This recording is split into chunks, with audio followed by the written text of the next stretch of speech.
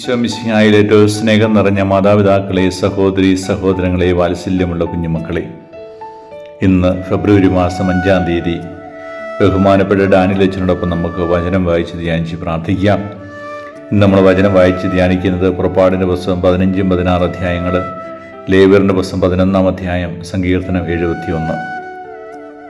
നമുക്ക് വചനം വായിച്ച് ധ്യാനിക്കാം. പുറപ്പാടിൻ്റെ പുസ്തകം 15-ാം അധ്യായം 1 മുതലുള്ള തിരുവചനങ്ങൾ. മോശയും ഇസ്രായേൽക്കാരും കർത്താവിനെ സ്തുതിച്ചുകൊണ്ട് ഈ ഗാനം ആലപിച്ചു. കർത്താവിനെ ഞാൻ പാടി സ്തുതിക്കും, എന്തെന്നാൽ അവിടുന്ന് മഹത്വപൂർണ്ണമായ വിജയം നേടിയിരിക്കുന്നു. കുതിരയെയും കുതിരക്കാരനെയും അവിടുന്ന് കടലിലെറിഞ്ഞു. കർത്താവിൻ്റെ ശക്തിയും സംരക്ഷകനുമാകുന്നു.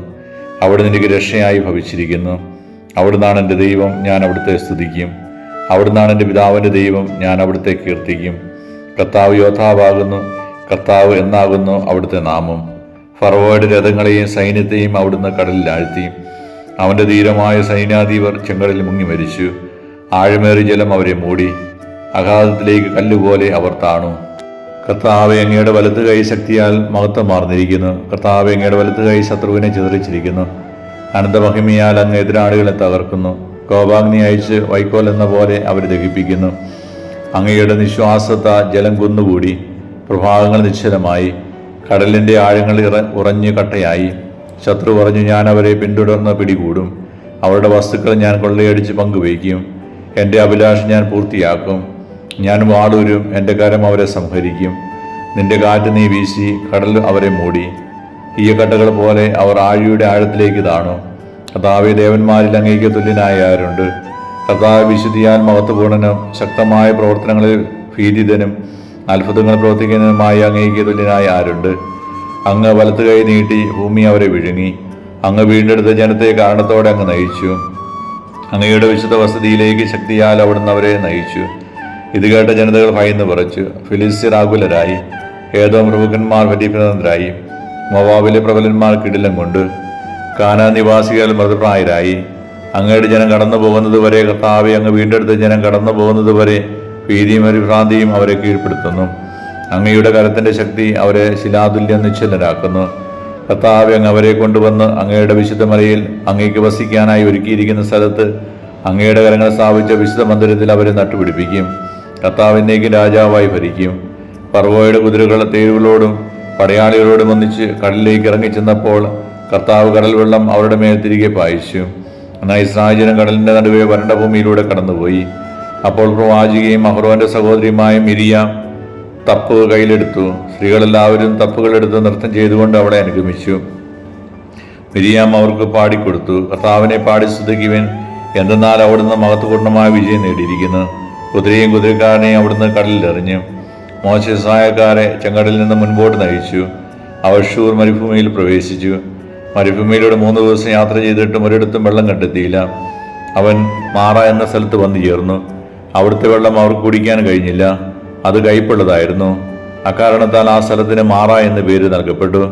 ജനം മോശയ്ക്കെതിരെ പിറുപിറുത്തു. ഞങ്ങൾ എന്ത് കുടിക്കും? അവൻ കർത്താവിനെ വിളിച്ചപേക്ഷിച്ചു. അവിടുന്ന് അവനൊരു തടിക്കഷ്ണം കാണിച്ചു കൊടുത്തു. അത് വെള്ളത്തിലിട്ടപ്പോൾ വെള്ളം മധുരിച്ചു. അവിടെ വെച്ച് അവിടുന്ന് അവർക്ക് ഒരു നിയമം നൽകി. അവിടുന്ന് അവരെ പരീക്ഷിച്ചു.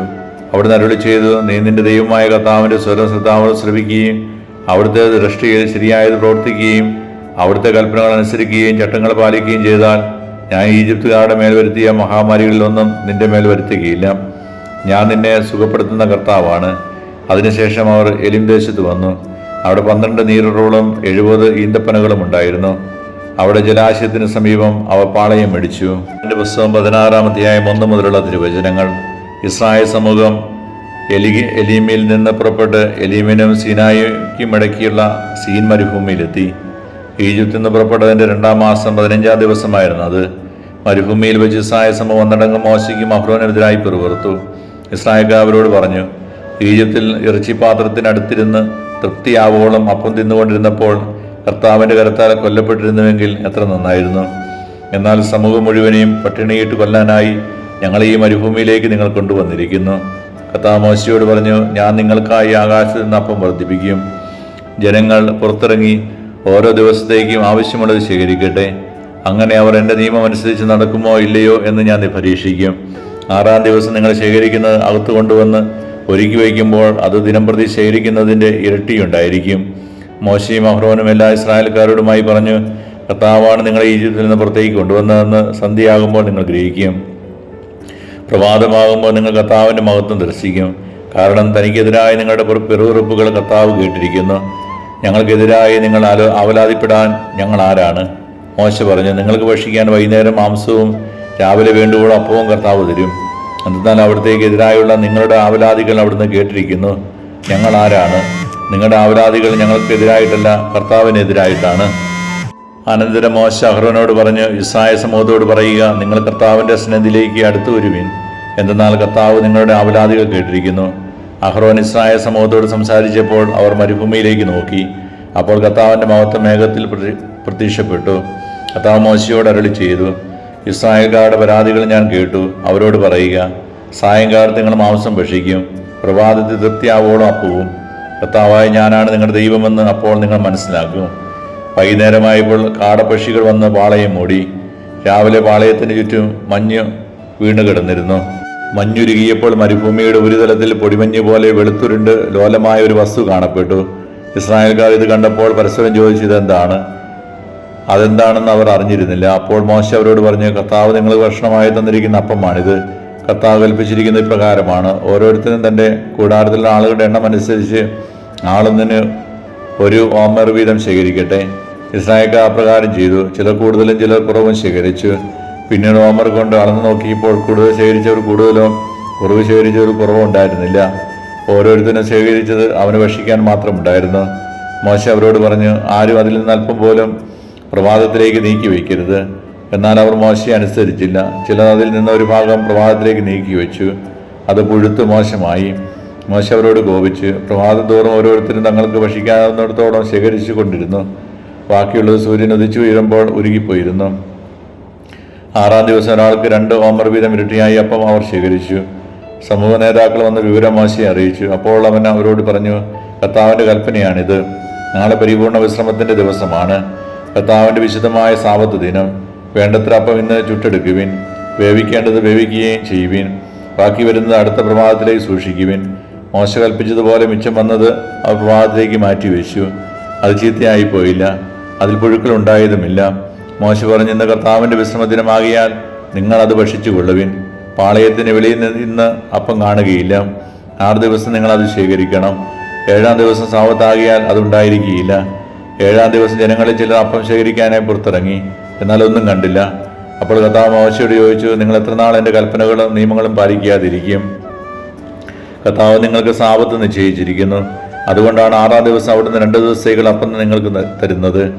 7-ാം ദിവസം ഓരോരുത്തരും തൻ്റെ വസതിയിൽ തന്നെ കഴിയട്ടെ, ആരും പുറത്തു പോകരുത്. അതനുസരിച്ച് 7-ാം ദിവസം ജനം വിശ്രമിച്ചു. ഇസ്രായേൽക്കാർ അതിന് മന്ന എന്ന് പേര് നൽകി. അത് കൊത്തമ്പലാരി പോലെയായിരുന്നു, വെളുത്തതും തേൻ ചേർത്തതും അപ്പത്തിൻ്റെ രുചിയുള്ളതുമായിരുന്നു.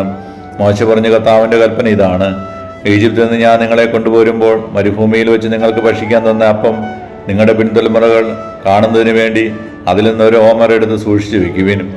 മോശ അവരോട് പറഞ്ഞ്, ഒരു പാത്രത്തിൽ ഒരു ഓമരം മന്ന എടുത്ത് നിങ്ങളുടെ പിൻതലമുറകൾക്ക് വേണ്ടി കർത്താവിൻ്റെ സന്നിധിയിൽ സൂക്ഷിച്ചു വയ്ക്കുക. കർത്താവ് മോശയോട് കൽപ്പിച്ചതുപോലെ അഹ്റോൻ അത് സാക്ഷ്യപേടകത്തിന് മുൻപിൽ സൂക്ഷിച്ചു വെച്ചു. ഇസ്രായേൽക്കാർ മനുഷ്യവാസമുള്ള സ്ഥലത്തെത്തുന്നത് വരെ 40 വർഷത്തേക്ക് മന്ന ഭക്ഷിച്ചു. കാനാൻ ദേശത്തിൻ്റെ അതിർത്തിയിൽ എത്തുന്നത് വരെ മന്നായാണ് അവർ ഭക്ഷിച്ചത്. ഓരോ ഓമർ ഒരു എഫായുടെ 10-1. ലേവ്യറിൻ്റെ പുസ്തകം 11-ാം അധ്യായം 1 മുതലുള്ള തിരുവചനങ്ങൾ. കർത്താവ് മോശയോട് അഹ്റോനോട് അരുളി ചെയ്തു, ഇസ്രായേൽ ജനത്തോട് പറയുക, ഭൂമുഖത്തെ മൃഗങ്ങളിൽ നിങ്ങൾക്ക് ഭക്ഷിക്കാവുന്നവ ഇവയാണ്: പാദം ഉപയോഗിച്ചിരിക്കുന്നതും ഇരട്ട കുളമ്പുള്ളതും അയവിറക്കുന്നതുമായ മൃഗങ്ങളെ നിങ്ങൾക്ക് ഭക്ഷിക്കാം. എന്നാൽ അയവിറക്കുന്നതോ ഇരട്ടക്കുളമ്പുള്ളതോ ആയ മൃഗങ്ങളിൽ ഇവയെ നിങ്ങൾ ഭക്ഷിക്കരുത്. ഒട്ടകം അയവിറക്കുന്നതെങ്കിലും അത് ഇരട്ടക്കുളമ്പുള്ളതല്ല, അത് നിങ്ങൾക്ക് അശുദ്ധമാണ്. കുഴിമൊയിൽ അയവിറക്കുന്നതെങ്കിലും അത് ഇരട്ടക്കുളമ്പുള്ളതല്ല, അത് നിങ്ങൾക്ക് അശുദ്ധമാണ്. മുയൽ അയവിറക്കുന്നതെങ്കിലും അത് ഇരട്ടക്കുളമ്പുള്ളതല്ല, അത് നിങ്ങൾക്ക് അശുദ്ധമാണ്. പന്നി ഇരട്ടക്കുളമ്പുള്ളതെങ്കിലും അത് അയവിറക്കുന്നതല്ല, നിങ്ങൾക്ക് അശുദ്ധമാണ്. ഇവയുടെ മാംസം നിങ്ങൾ ഭക്ഷിക്കരുത്, പിണം തൊടുകയും അരുത്, ഇവ നിങ്ങൾക്ക് അശുദ്ധമാണ്. ജലജീവികൾ നിങ്ങൾക്ക് ഭക്ഷിക്കാവുന്നവ ഇവയാണ്: കടലിലും നദിയിലും ജീവിക്കുന്ന ചെറുകും ചെതുമ്പലും ഉള്ളവയെ എല്ലാം നിങ്ങൾക്ക് ഭക്ഷിക്കാം. എന്നാൽ കടലിലും നദികളിലും പറ്റം ചേർന്ന് ചരിക്കുന്നവയും അല്ലാത്തവയുമായി ജലജീവികളിൽ ചെതുമ്പലും ഇല്ലാത്ത നിങ്ങൾക്ക് നിന്ദ്യമായിരിക്കട്ടെ. അവ നിങ്ങൾക്ക് നിന്ദ്യമായിരിക്കണം. അവയുടെ മാംസം നിങ്ങൾ ഭക്ഷിക്കരുത്. അവയുടെ പിണം നിങ്ങൾക്ക് നിന്ദ്യമായിരിക്കട്ടെ. ചെതുമ്പലുമില്ലാത്ത ജലജീവികളെല്ലാം നിങ്ങൾക്ക് നിന്ദ്യമായിരിക്കണം. പക്ഷികളിൽ നിങ്ങൾക്ക് നിന്ദ്യമായിരിക്കേണ്ടവ ഇതവയാണ്. ഇവ നിങ്ങൾ ഭക്ഷിക്കരുത്. ഇവയെല്ലാം നിന്ദ്യമാണ്. എല്ലാ തരത്തിലുംപ്പെട്ട കഴുകൻ, ചെമ്പരുന്ത്, കരിമ്പരുന്ത്, പരുന്ത്, പ്രാപ്പിടിയൻ, കാക്ക, ഒട്ടകപ്പക്ഷി, രാനത്ത്, കടൽപ്പാത്ത, ചെങ്ങാലിപ്പരുന്ത്, മൂങ്ങ, നീർക്കാക്ക, കൂമൻ, അരയന്നം, ഞാറപ്പക്ഷി, കരിങ്കഴുകൻ, കൊക്ക്, എരണ്ട, കാട്ടുകോഴി, നരിച്ചീർ, ചിറകുള്ള കീടങ്ങൾ 4 കാലിൽ ചരിക്കുന്നവയെല്ലാം നിന്ദ്യമാണ്. എന്നാൽ ചിറകും 4 കാലുമുള്ള കീടങ്ങളിൽ നിലത്ത് കുതിച്ചു ചാടുന്നവയെ ഭക്ഷിക്കാം. അവയിൽ വെട്ടുക്കിളി, പച്ചക്കുതിര, വണ്ട്, വിട്ടിൽ ഇവിടെ എല്ലാ വർഗ്ഗങ്ങളും നിങ്ങൾക്ക് ഭക്ഷിക്കാം. എന്നാൽ 4 കാലും ചിറകുമുള്ള മറ്റെല്ലാ കീടങ്ങളും നിങ്ങൾക്ക് നിന്ദ്യമാണ്. ഇവ നിങ്ങളെ അശുദ്ധരാക്കും. ഇവയുടെ പിണം സ്പർശിക്കുന്നവൻ വൈകുന്നേരം വരെ അശുദ്ധനായിരിക്കും. ഇവയുടെ പിണം വഹിക്കുന്നവൻ തൻ്റെ വസ്ത്രം കഴുകട്ടെ. അവൻ വൈകുന്നേരം വരെ അശുദ്ധനായിരിക്കും. പാദം വ്യക്തമെങ്കിലും ഇരട്ടക്കുളമ്പില്ലാത്തതും അയവിറക്കാത്തതുമായ സകല മൃഗങ്ങളും നിങ്ങൾക്ക് അശുദ്ധമാണ്. അവയെ സ്പർശിക്കുന്നവരും അശുദ്ധരായിരിക്കും. 4 കാലുകളിൽ നഖമുള്ള പാദങ്ങളോടുകൂടിയവ നിങ്ങൾക്ക് അശുദ്ധമാണ്. അവയുടെ പിണം സ്പർശിക്കുന്നവൻ വൈകുന്നേരം വരെ അശുദ്ധനായിരിക്കും. അവയുടെ പിണം വഹിക്കുന്നവൻ തൻ്റെ വസ്ത്രം കഴുകണം. വൈകുന്നേരം വരെ അവൻ അശുദ്ധനായിരിക്കും. അവ നിങ്ങൾക്ക് അശുദ്ധമാണ്. ഭൂമിയിലെ ഇഴജന്തുക്കളിൽ നിങ്ങൾക്ക് അശുദ്ധമായവ കീരി, എലി, വിവിധതരം ഉടുമ്പുകൾ, പല്ലി, ചുമർപ്പല്ലി, മണൽപ്പല്ലി, അരണ, ഓന്ത് എന്നിവയാണ്. ഇഴജന്തുക്കളെ അശുദ്ധമായ ഇവയുടെ പിണം സ്പർശിക്കുന്നവൻ വൈകുന്നേരം വരെ അശുദ്ധവനായിരിക്കും. ഇവയുടെ പിണം ഏതെങ്കിലും വസ്തുവിന്മേൽ വീണാൽ അത് അശുദ്ധമാകും. അത് മരം കൊണ്ടുണ്ടാക്കിയ ഉപകരണമോ വസ്ത്രമോ തോലോ ചാക്കോ ഉപയോഗയോഗ്യമായ ഏതെങ്കിലും പാത്രമോ ആകട്ടെ, അത് വെള്ളത്തിലിടണം. വൈകുന്നേരം വരെ അത് അശുദ്ധമായിരിക്കും, അനന്തരശുദ്ധമാകും. പിണം മൺപാത്രത്തിൽ വീണാൽ അതിലുള്ളവയും അശുദ്ധമായി തീരും. അത് ഉടച്ചു കളയണം. അതിലെ വെള്ളം ഏതെങ്കിലും ഭക്ഷണപദാർത്ഥത്തിൽ വീണാൽ അത് അശുദ്ധമാകും. അതിലുള്ള ഏത് പാനീയവും അശുദ്ധമായിരിക്കും.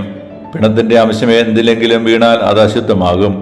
അടുപ്പോ അഗ്നികലശമോ ആകട്ടെ, അത് ഉടച്ചു കളയണം. അത് അശുദ്ധമാണ്. അശുദ്ധമായി നിങ്ങൾ കരുതുകയും വേണം. പിണം സ്പർശിക്കുന്ന എന്തും അശുദ്ധമാകുന്നുവെങ്കിലും ജലസമൃദ്ധമായ ജീവികൾക്കും ഉറവുകൾക്കും അത് ബാധകമല്ല. വിതയ്ക്കാനുള്ള വിത്തിൽ പിണത്തിൻ്റെ അംശം വീണാലും അത് ശുദ്ധമായിരിക്കും. എന്നാൽ നനച്ച വിത്തിൽ പിണത്തിൻ്റെ അംശം വീണാൽ അത് നിങ്ങൾക്ക് അശുദ്ധമായിരിക്കും. മൃഗം നിങ്ങൾക്ക് ഭക്ഷിക്കാവുന്നതാണെങ്കിലും ചത്തുപോയാൽ അതിൻ്റെ പിണം സ്പർശിക്കുന്നവൻ വൈകുന്നേരം വരെ അശുദ്ധനായിരിക്കും. അതിൻ്റെ മാംസം ഭക്ഷിക്കുന്നവൻ തൻ്റെ വസ്ത്രം കഴുകണം. അവൻ വൈകുന്നേരം വരെ അശുദ്ധനായിരിക്കും.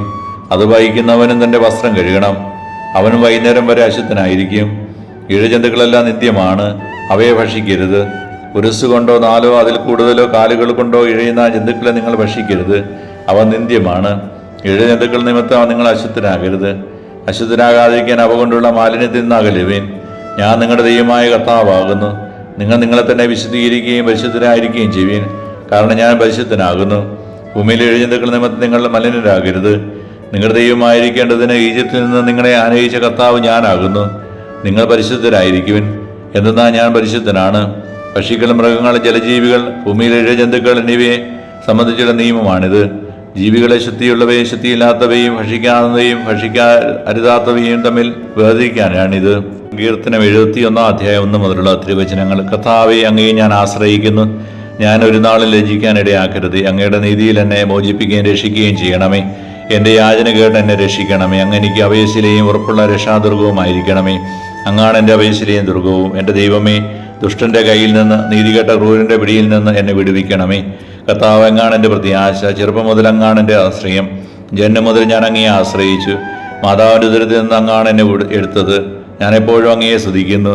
ഞാൻ പലർക്കും ഭീതിജനകമായ അടയാളമായിരുന്നു. എന്നാൽ അവിടുന്നാണ് എൻ്റെ സുശക്തമായ സങ്കേതം. എൻ്റെ അതിരങ്ങൾ സദാ അങ്ങയെ സ്തുതിക്കുന്നു. അങ്ങയുടെ മഹത്വം പ്രഘോഷിക്കുന്നു. വാർദ്ധക്യത്തിൽ എന്നെ തള്ളിക്കളയരുതേ. ബലക്ഷയിക്കുമ്പോൾ എന്നെ ഉപേക്ഷിക്കരുതേ. എൻ്റെ ശത്രുക്കൾ എന്നെപ്പറ്റി സംസാരിക്കുന്നു.